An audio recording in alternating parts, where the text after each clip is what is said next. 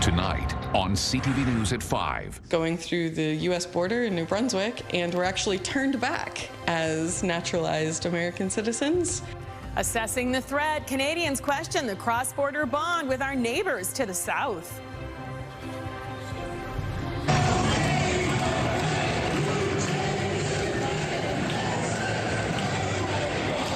Jays fever, Canada's Major League team is on a roll and fans are loving it. And fog developing. We're in for a cloudy night with fog patches rolling in. Live from the Maritimes News Center, this is CTV News at 5. Good evening and welcome to CTV News at 5. I'm Maria Panopalis. Thanks for joining us. First at 5 tonight, friend or foe? Canada-U.S. relations aren't what they used to be.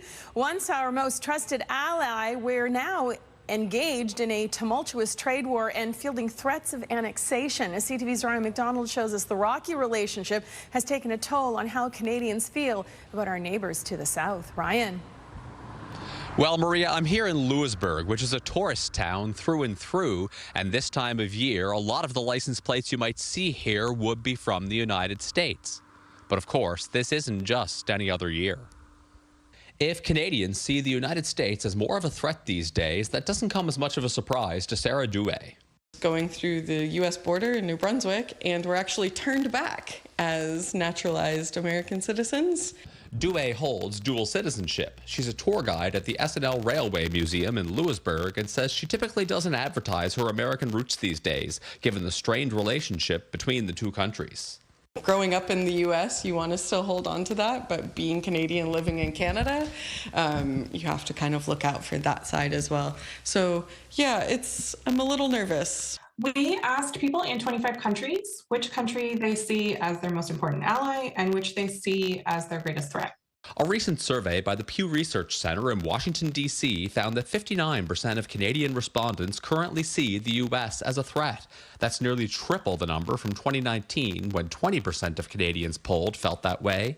However, 55% of Canadians surveyed still say the United States remains Canada's most important ally. Most see it as an economic threat to their country, but again, Canada and Mexico stand out as the only countries where more than half of the people who named the U.S. as a threat say it's a great deal of threat to their country's national security as well. Most of them, too, are kind of saying they're trying to escape, for lack of a better term. Back at the museum in Louisbourg, Douay says she's surprised by how many Americans have come through the doors so far this summer, and that if Canadians are avoiding travel south of the border, that doesn't necessarily appear to be happening the other way around. A lot of them are very sorry and apologetic. I did meet one woman who had a sticker that said Trump and had a little X through the name, so that was kind of interesting to see. And to kind of back up what Sarah Douay was saying about there being more U.S. visitors than she expected at the Railway Museum here, sure enough, when I first pulled into town here today, the first two license plates I saw were from Virginia and Texas. So go figure, although the numbers that we saw in our story also speak for themselves. Maria? A lot to digest there. Thank you, Ryan. CTV's Ryan McDonald for us in Louisbourg, Nova Scotia. That actually brings us to tonight's web poll. We're keeping it simple. We are asking, do you see the U.S. as a threat? Your options are yes or no. Just go to ctvnewsatlantic.ca to weigh in and to see the latest poll results. And by the way, you might be interested in what Maritimers thought about this topic decades ago. The New England states and the Maritimes share 300 miles of border and similar economies. 33% on our website, you can check out this story ATV did about Canada-U.S. relations 37 years ago this week.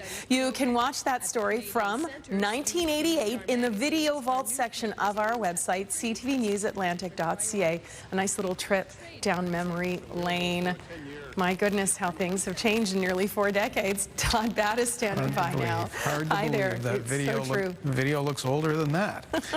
Thank you, Maria. Coming up at 6 o'clock, there is growing concern tonight about the vaccination rates of children when it comes to measles in our region. Health experts say the numbers are not high enough to stop the spread of the disease. We'll have the latest at 6 o'clock. The latest plan involving bike lanes in downtown Halifax has been officially approved by City Council. It means a street linking the waterfront to the central part of the city will become one-way traffic. Giving this plan the go-ahead has drawn the ire of the mayor and a few others. You'll hear from them at 6 o'clock. This is a beautiful day to go to the beach, and those people certainly agree. There's nothing like taking a swim in the ocean to cool off. That's what everyone at Parley Beach was hoping to do today. But a no swimming advisory put a dent in their plans. We'll tell you why at 6. Stephanie Seacoast with some of that blue sky and sunshine in the Weather Center. Steph? Thanks, Todd. And we do have lots of great weather on the way, so even if today couldn't be a beach day for some people, don't worry, this weekend is looking very good. So hopefully by then the beach will clear up. As for today, though, we've been seeing a beautiful day across the region. Plenty of sunshine out there, hot as well. A little bit cooler, though, for parts of the coastline today. And we will see these milder temperatures as well continue into tomorrow. But as for currently, sitting at 24 degrees in Halifax, 26 in Fredericton, and 24 at this hour in Charlottetown. Still at 5 o'clock, though, dealing with some humidex values. Still feeling a little bit hotter, closer to the 30s for some areas right now. In terms of those winds, they haven't really been helping with those temperatures today. It's just been a very light breeze for most area, except for some more coastal areas. Again, saw a little bit more of a breeze there. We are seeing those winds, though, variable at this hour, really not even up to 20 for most areas, and no gusts reported at this hour as well. As for tonight, we'll see a partly cloudy sky with some fog patches developing across most of the Maritimes. Into Thursday, we'll see some increasing cloudiness once again. There's a chance of showers mainly through southwestern Nova Scotia and into parts of northern New Brunswick. And into Friday, it will be cloudy, cooler, but certainly not cold. I'll have more details on the full forecast coming up in just a little bit. Maria. Thank you, Stephanie, and we will see you in just a little bit. Right now, though, we're going to take a break. When we come back, though, we hope to knock this story out of the park for you. I'm Brianne Foley at the Commons in Halifax, where the Jays are catching fire. And I don't mean the Mocking Jays. We catch up with fans and experts alike on why the bandwagon is so hot right now for the Blue Jays, tonight on CTV News at 5. It's time to register your rig for the Special Olympics 2025 convoy.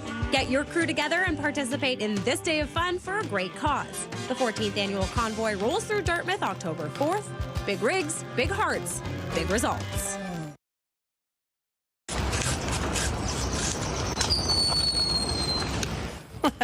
Quill, you join me for breakfast? Hope for Wildlife shared this adorable video of a North American porcupine chowing down.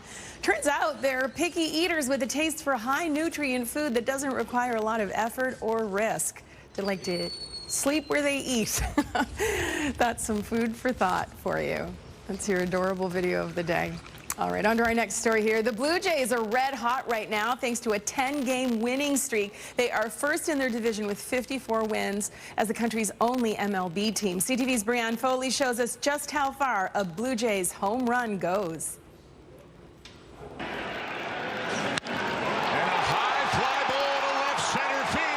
Beating the Yankees 4 straight and being there for 2 of the games.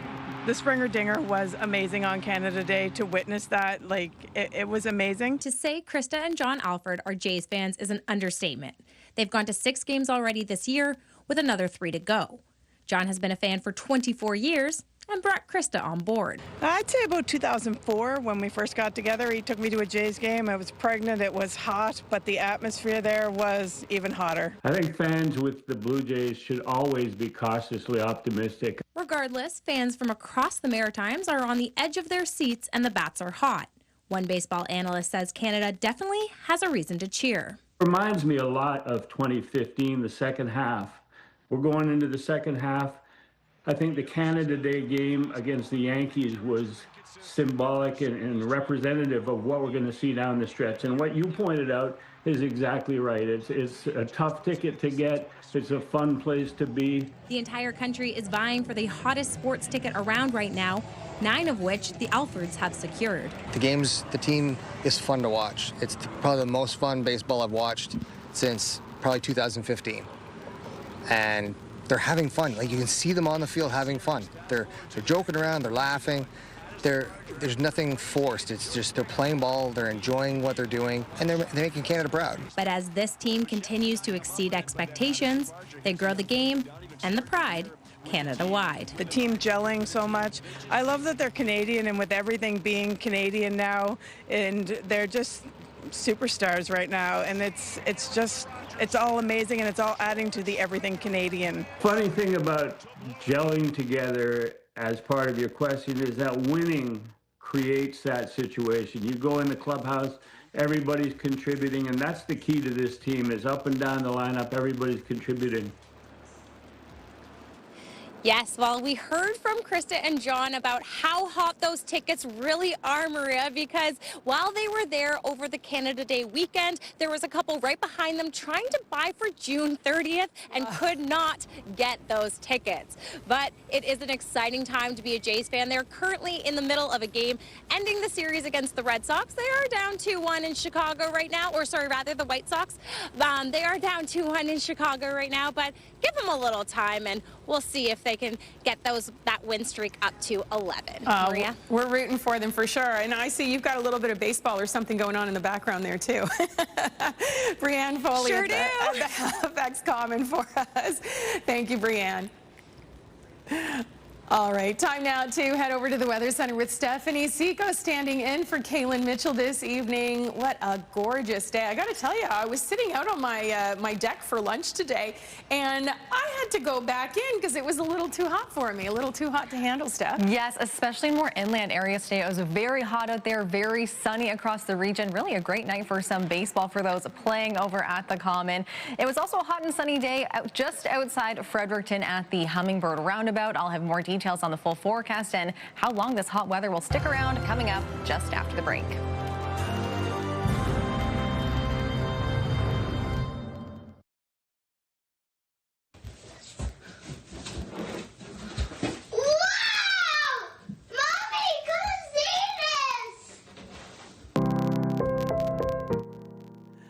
Oh, how sweet. A PEI family shared this heartwarming video to Instagram. A few years ago, Dad, Jordan Cameron, painted this amazing dino mural on his son Finn's wall. The reaction from the little guy is priceless, as you just saw. Not surprisingly, Mom Ashley says the memory lives rent-free in their minds forever. Of course it does. But it's bittersweet. As Finn grew, he grew out of the mural, so Mom and Dad shared this video painting over the masterpiece with the caption, "The end of an era." It is so relatable, and there's their handsome boy years later. Of course, it is so relatable and touching that it has gone viral, reaching over 1.5 million people and counting on social media. Oh, Stephanie, my heart. I was brought to tears watching this. As soon as they started painting over, I was like, like, don't cry. It is so lovely and is so true. You love to see them grow, but it's hard to let go of that little person, too. I hope they took a picture and they can put it in a frame or something, because that really, what a nice memory. But oh my gosh, yeah, just passage of time. I know. This is like, get all your feelings out today. I love that. Excellent. You know what? A lot of us were feeling very, very happy about the weather today. Yeah, feeling happy, feeling hot. It was certainly a July day out there. We were seeing those very hot conditions across the region, seeing it as well at Pleasant Drive Beach Park on the eastern shore of Nova Scotia. Beautiful there as we take a look at our sunrise and sunset times. Still plenty of daylight each day right now. So good day to go to the beach, early or late, doesn't matter. You don't need to go to the beach when it's the hottest time of the day. You can always go for a nice walk through the evening hours as well, and it will be a nice night to do that. Actually, we will be seeing some increasing cloudiness as the evening rolls on. Some fog patches developing a little bit later this evening, though. As for early evening hours, we'll see those clouds for more southwestern areas of Nova Scotia. Elsewhere, fairly clear, and then we will see those clouds begin to build as we head toward midnight, and that will continue through the overnight hours as well. There is a chance of some showers through more southwestern areas of Nova Scotia early on in the day. These clouds will continue building across much of the region. Seeing some sunny breaks, though, through parts of northern New Brunswick into parts of eastern mainland Nova Scotia as well. So won't be completely cloudy for tomorrow. The sun will still break through. As we head into the evening hours Thursday, we'll start to see some showers popping up once again through more southwestern areas of Nova Scotia, even into some northern areas of New Brunswick as well. A couple showers there too, and this system will continue pushing across into the early hours Friday. We'll likely see some showers popping up through Halifax and across much of the coastal areas of Nova Scotia as well. As for tonight, again, partly cloudy out there with those fog patches developing through the overnight hours. And this is for most of the Maritimes tonight. Even those more inland areas will likely be seeing those fog patches through the overnight hours. In Halifax tonight, we'll get down to a low of 14 degrees. Same in Fredericton, and a low tonight of 15 degrees in Charlottetown. For northern areas of New Brunswick tomorrow, it will be hot, highs between 24 and 27, feeling into the low 30s once you factor in that humidex. We will see a mix of sun and cloud for the most part. Again, a slight chance of showers, so some scattered showers are possible, but the winds will remain light for tomorrow from the south at 10 kilometers per hour. Through central and southern areas of New Brunswick tomorrow, we will be seeing a mix of sun and cloud to start the day, but then we will be seeing increasing cloudiness as the day goes on. Highs tomorrow between 24 and 27 degrees, so a little bit more seasonal along the coast. We'll be seeing those hotter temperatures more inland in New Brunswick for tomorrow. Again, feeling hotter once you factor in the humidity. For Prince Edward Island tomorrow, we'll see a partly sunny day there. Seeing those clouds building as we head through the day. Highs of 25 degrees across the island, feeling hotter with that humidex. Winds will be on the light side, so that won't offer any relief from that heat for tomorrow. But Friday will be a little bit on the cooler side. For Cape Breton and eastern mainland Nova Scotia, we'll see plenty of sunshine to start out. Then some increasing cloudiness will begin to develop. Those winds will be light from the southeast at 10 kilometers per hour. Highs tomorrow in that range of around 26 to 27, though a little bit cooler along the coastline. 20 degrees will be the high in Canso for tomorrow. Through central areas of Nova Scotia, we'll see a partly sunny day, so the sun will break through. Still on the cloudier side, though, the winds also light through this part of the Maritimes. Highs tomorrow between 24 and 25 degrees, so pretty much right on the mark for seasonal.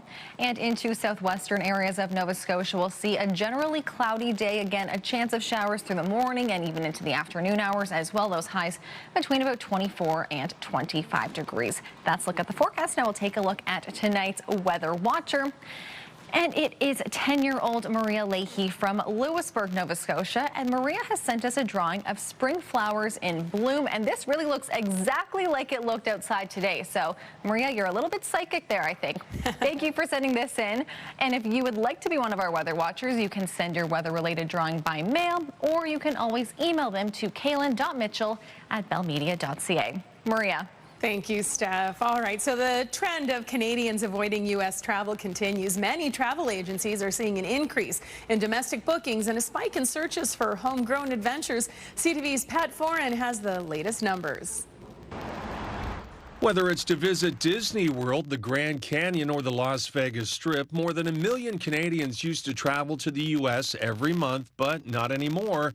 Travel companies have seen big changes in vacation plans that show many Canadians plan to explore their own country this year.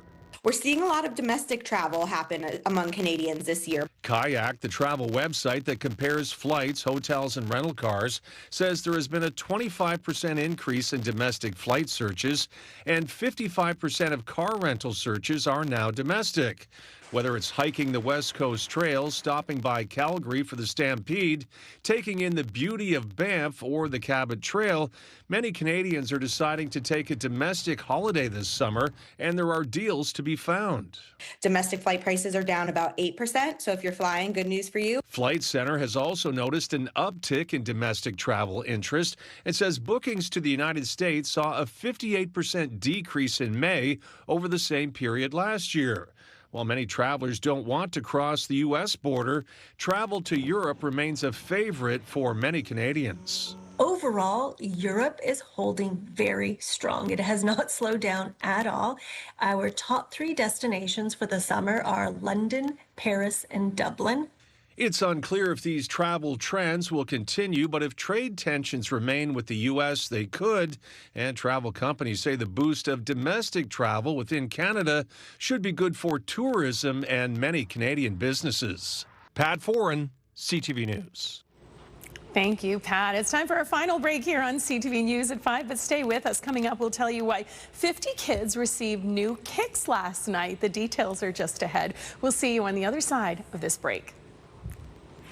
Move! Mornings with Aaron and Peter. Move family, make plans to spend every morning with us from 5:30 to 10. We promise to start your day with a smile and feeling great about what's ahead.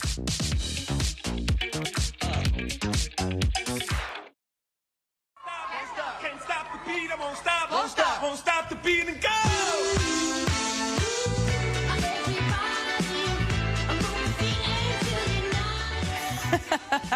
Peace by Chocolate had a little fun on social media recently for World Chocolate Day. Customers at their Lower Water Street shop in Halifax were encouraged to walk in dancing to receive a free piece of chocolate. And as you can see, they delivered. Would you do it? I sure would. I would dance even for no chocolate, but the Peace by Chocolate, that's worth it. All right, on to our final story. 50 kids in the HRM have brand new shoes today. As CTV's Paul DeWitt shows us, Soles for Souls Canada helps youth get the upcoming school year off on the right foot. You're all excited. So it's a 7.5 because I do feel like that's a little bit. Hi, I'm Rachel Smith, District Manager with Designer Brands Canada. We're here at the Shoe Company in Dartmouth Crossing. This is the first For Every Kid event in partnership with Soles for Souls and the Boys and Girls Club in Atlantic, Canada. We're here tonight to give 50 kids a free pair of shoes. But there's actually 5 events happening across Canada. We'll be serving approximately 300 children. Just in time for back to school, they'll have the opportunity to get a new pair of athletic shoes. So we're so excited.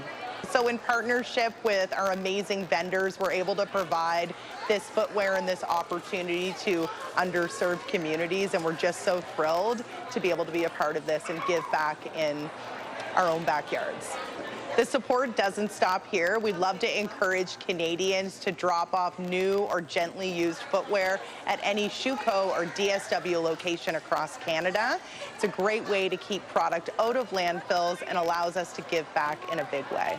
So those gently used shoes are actually sent to underdeveloped countries, typically to support women in business to get off their feet and back into the workforce. So donating a pair of shoes not only saves them from going to a landfill, it's also creating an opportunity for women in other countries. Small actions make big impacts. Give shoes and give love. Isn't that a step in the right direction? Wonderful. Thank you guys for sharing. Stephanie Seacos joins us once again. What are we looking at for 6? We'll be checking out the cloudier conditions that we're seeing, but I do have the weekend forecast preview as well, so stay tuned for that. We'll see you and Todd at 6. I'll see you tomorrow. The national news follows.